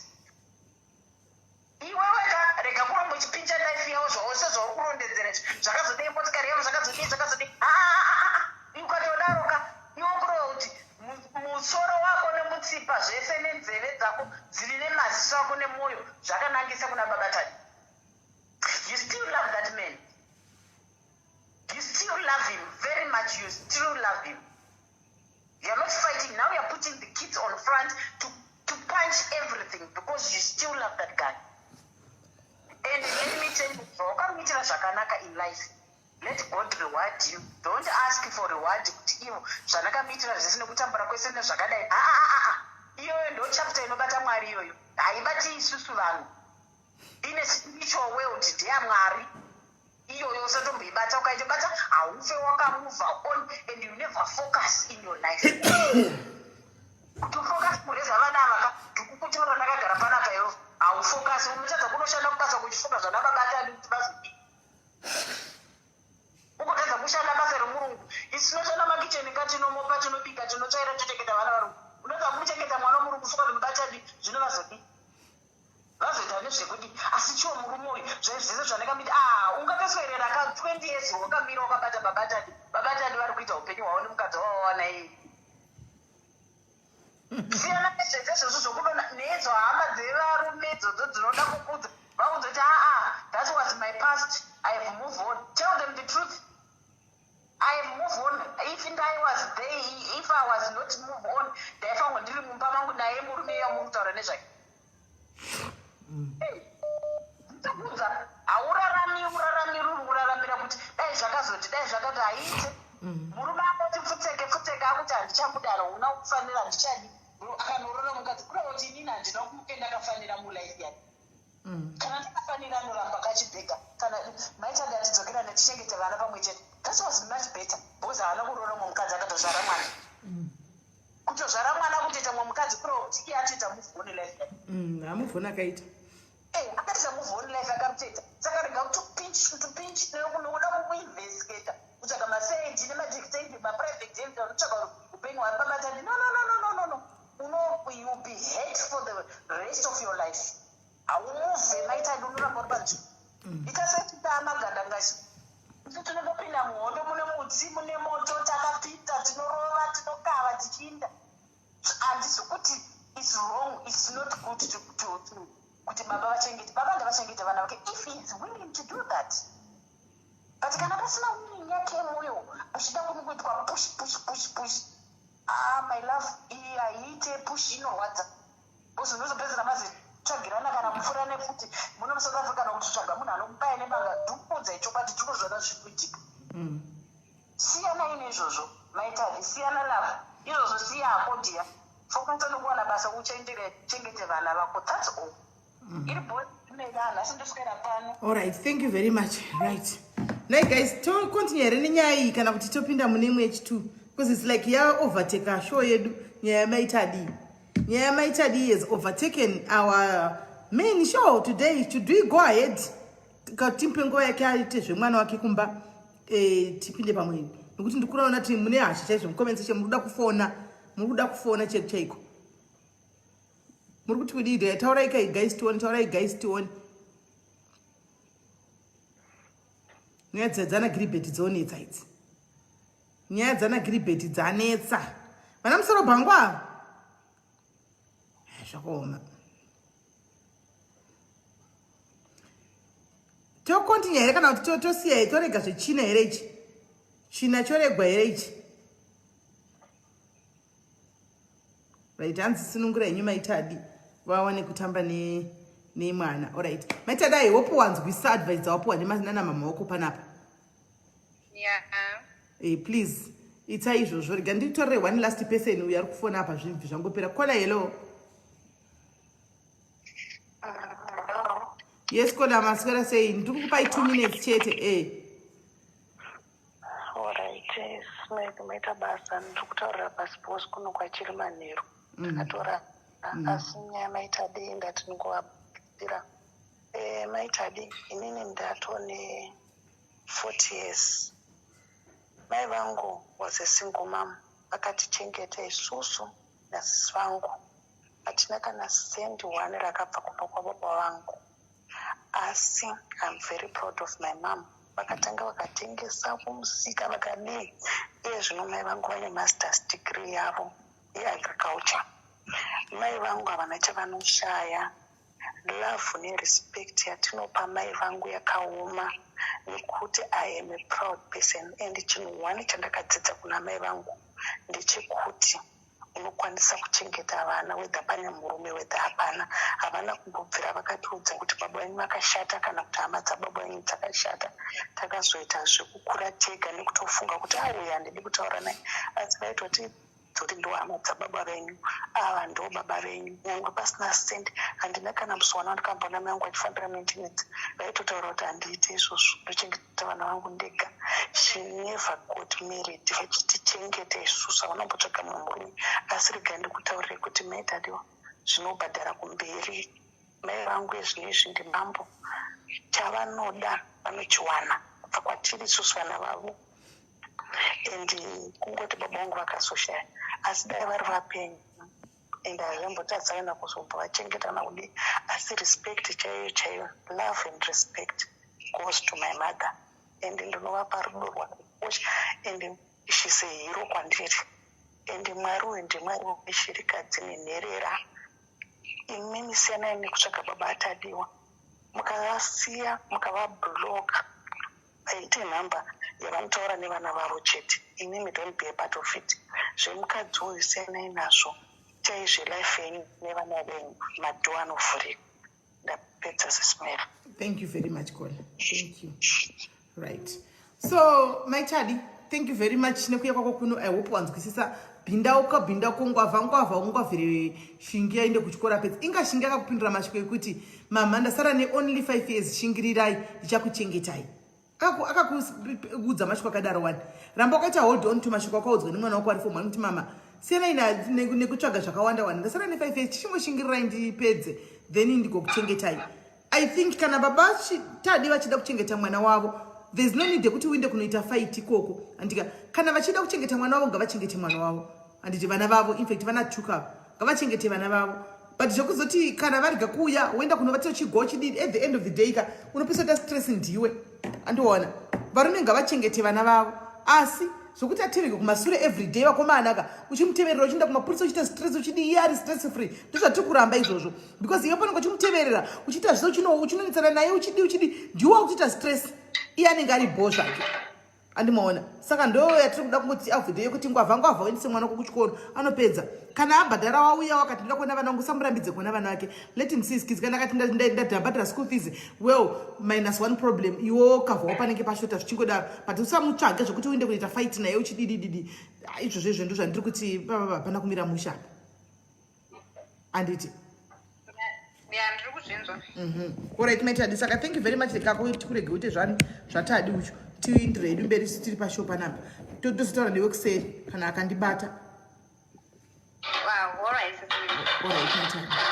right guys nyaya dzana gribet dzinonetsa but anyway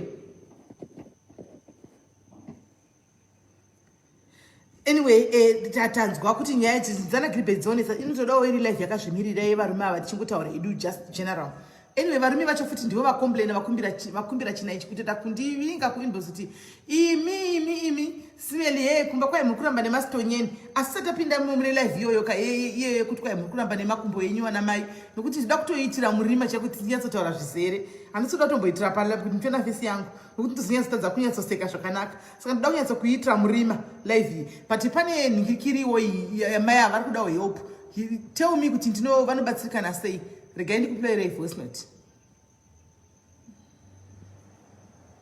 ndimai vemwana uyaya wemukomana uyaya kwamutare mai vemusikana uyaya wekumboya pano Shalom uya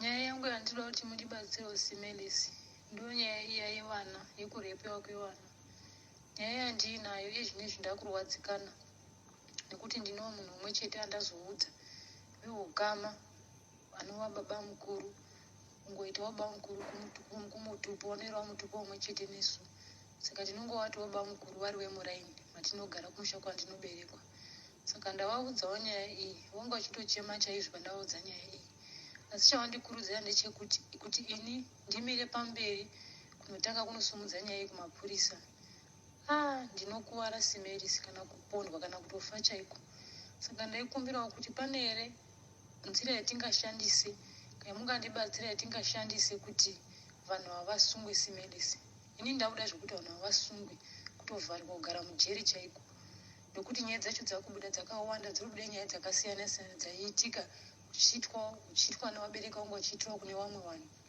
uye nedzimwe nyaya dzaiitwa munharaunda dzakasiyana siyana dzavari kuita dziori dzakatoshata saka vanga vari kunditi kuti iwe umire kumberi kwemapurisa kutange nyaya iyi kuti ibude pachena chinzi iwo ndo uri kuvasungisa unogona kana kusatorarama kana kuitiwa zvimweni zvinhu asi shuwiro yangu iye yekuti ndawasungwe saka ndakutokumbirawo kuti pane here imweni nzira yatingashandisa toita sei kuti vanhu havasungwe nyaya yacho toitangira papi toita sei ini ndisingabudi pachena kuti ini ndatanga kusumudza nyaya iyi hongu ndinozoinkludirwa munyaya iyi kana nyaya ichinge yataurika asi chendisingadi ngechekuti nditange kumira pamberi kuti ndioneke kuti ndindasumudza musoro panyaya iyi saka ndaikumbirawo kuti mumbodzeyawo nyaya iyi nevamwe venyu mundibatsirawo kuti ndoiita sei nhau iyi asi chinangwa changu ngechekuti vanhu vanga vasungwe Smelly zviri kundirwadza ngavasungwe vanhu vaya nokuti kune dzimwe nyaya dzakutotaurika dziri maringe nekutambura kwendiri kuita kusvika kwendiri kuita kwose zviri kukonzerwa navanhu avo saka watogara wana kana chibetsero chauinacho panyika chaunondibatsira nacho although vari maparents angu asi chandaya kutongoda ndechekuti vanhu vanga vasungwe Smelly vavharirwa vagare mujeri zvinhu zvese zvakaipa zvese zvibude kachena kana paine zvimwe zvinhu zvaitotishandisa kana zvavaitiita ndinovimba zvichabuda pachena kana uchinge wavhariwa vanhu ava nokuti zvakaoma even mukatarisa leme ndiri kurarama izvizvi life yacho inorwadza ndiri kutongorarama zviya zvokuti ndikangoonawo kunze kwaedza ndoti mari makanaka zvekudya chaiko zviri kutonditambudza iye zvinezvi vana vakadzingwa maschool fees murume kwaari handitozivi handitauri naye handiti sei zvakatondoomera zvekuti ukwanisa kuzvifunga handina kana munhu wekuzviudza zvese zvekuti wedu zvadai vana ukabva wodzingwa maschool fees mari mezero vakangogara ndinawo pamba unobva wanyatsoushayi kuti saka ndochiita zvipi kudo kuitawo icho neicho hapana chinofamba mwiri ndo yanga ichirwadza zvine ndakakuudzai kuti ndairwadziwa nemuchesi izvinezvi matomboona kubva kupundura pese kwamakaita ndakutombozwawo kufemawo zviri nani but chinochinetsa ndechekuti pekubata pekutangira kuti nditange kuti start handina kana chinhu wekuudza chaiye kuti andibatsira handina munhu wekubatsira saka zvangogara handina mubetseri zvakangofanana kuvharirwa kwavo kana kusavharirwa nangogara handina mubetseri asi chishuwo chavo ndechekuti zvakaipa zvese zvibude pachena saka ndakutokumbirawo kuti mumbozewa nyaya iyi nevamwe venyu munditoona kuti nyaya iyi munondibatsira sei kuti utanga sei kuti vanhu havasungwe ndo zvandakutongoda chete inini kuti vanhu vese vasungwe vakaita nyaya idzi dzese idzi vagare mujeri Right, mayatsonzwisisa here kana kuti ndikonekte paspeaker munyatsonzwisisa. Manzwisisa here amai vari kuti ivo hapana here weya munokwanisa kuti itwe kuti zviripotwe zvisina ivo mukati because vane munhu wavakaudza nyaya iyi kukazobuda dzimwe nyaya dzakatowanda vomuraini mavo kumusha vanoti bankuru. Saka vari kuti ivo kune dzimwe nyaya dziri kuaffecta life yavo dziri kunzi kutona vabereki vavo. Saka kuti vatungamire kuenda mberi kunoripota kumapurisa ivo vari kutya kuti zvinogona kuaffecta because already upenyu hwavo right now hwakatokanganisiwa nevabereki vavo ava. Ndosaka vasina chinhu murume zvavo tozivi kuti uripi. Regai ndikuisirei paspeaker munyatsonzwisisa ndibvise ichi paspeaker ndise iyi kuti munyatsonzwisisa kuti vari kuti chii because regai tikonectei munyatsonzwisisa.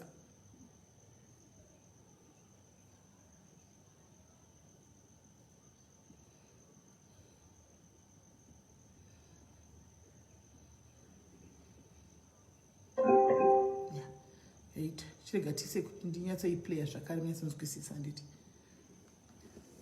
Nyaya yangu yandinoda kuti mundibatsirewo SIS ndo nyaya iya yevana yekurepiwa kwevana.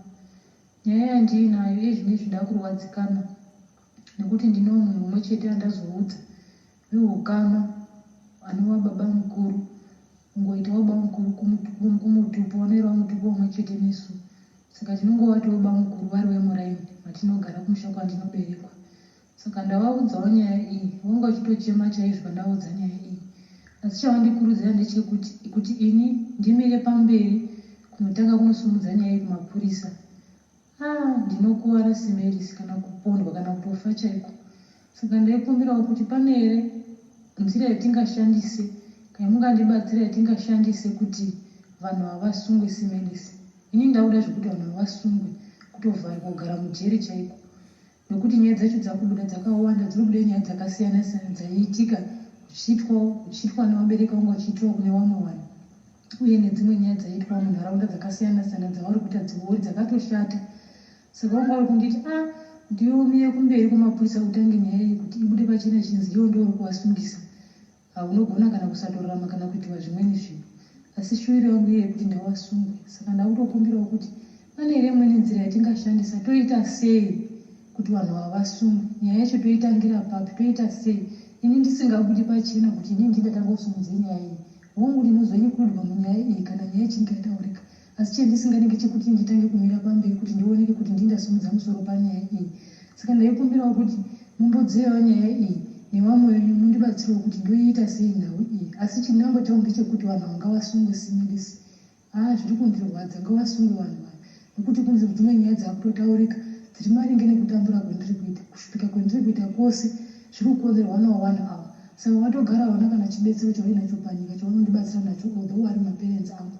Asi chandai kutongoda ndechekuti vanhu vangavasungwe SIS vavhariwe vagare mujeri. Zvinhu zvese zvakaipa zvese zvibude pachena. Kana paine zvimwe zvinhu zvaitotishandisa kana zvavaitiita ndinovimba zvichabuda pachena kana uchinge wavhariwa vanhu nokuti zvakaoma.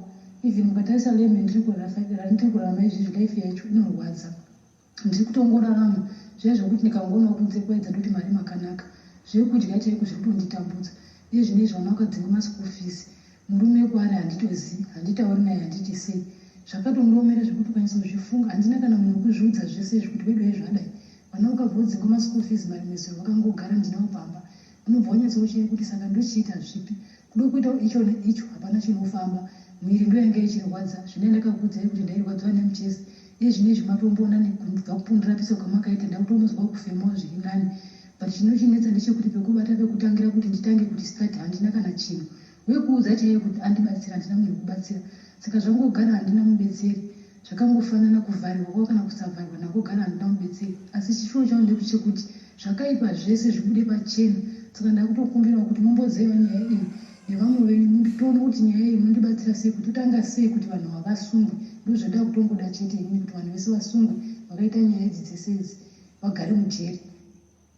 Saka imi guys munomahwisisa kwai imbonoizeyai nevamwe wenyu. Wamwe wacho ndimwika imi muri kutaura kuti imbonoizeyai nevamwe wenyu muone kuti munganibatsira sei. Saka guys how best can you help them kuti zviitwe zvinoita here kuti naimi nyaya ipotwe ivo vasiri involved. Handiti indonasoti ndiva pakutungamirira vana. Alright, vana vavo can go and report vana vakura ka anti ama over 16. Pati vanoenda voga here, havaindi here namai avo. Vana vangafamba vega kunoripota zvakadai mai varipo naimi. Handiziviwo, saka panoitwa sei pakadaro kuti vabatsirikane ivhurwe kesi yacho noti vakutyirawo upenyu hwavo. Handimaona. Saka vanobatsirika sei mai avo? Vanta sei? Saka iya tichaidiscuss yedu guys, mungonyora macomments imomu. Chinyorai macomments ndozotevedzera macomments ndonoti macomments enyu muri kutiwo kudii? Tingavabatsira sei? Iyo pasina kubudikira kwezita ravo kuti vanzi ndivo vakanovhura kesi. Nokuti ivo ndozvavari kutya kuti ndinogona kupedziswa misfortunes ese andosangana mukati muupenyu hwangu ndivo baba vangu namai vangu vari kuita izvi. Saka handizivi kuti panozoshanda sei ipapa, panozoitwa sei. Because ndona soti ivo ndovangobva kuita vainde kufront kwenyaya iyi nevana vavo. Anomaona. Saka pari tricky manje. Pari tricky. Once Shalom should report. Okay. Dress and come on, you can report. Right. So guys, munongosa ma comments section ka inindo kukata ndo varadzoka takudzoka kuchina saka face yangu ka amusi kuzoiona musazondibvunza kuti face iripi because amusi kuzoiona anditika saka ndakukata tobva tadzoka anditika totanga kuita china chedu chana chepadiaries nasi anditi ndokuti ndiyatsaura kana chitaura china muzochede kuchechi kwangu chakawanonagwa neni kana vakandipa slot yekuti nhasi taurai nemadzimai nyaya idzozidzi nechiti nemo vanenge vachita kuumburuka matskwada kuita kupita nguva chakwada pasi pecheya mai mwana vachinakigwa.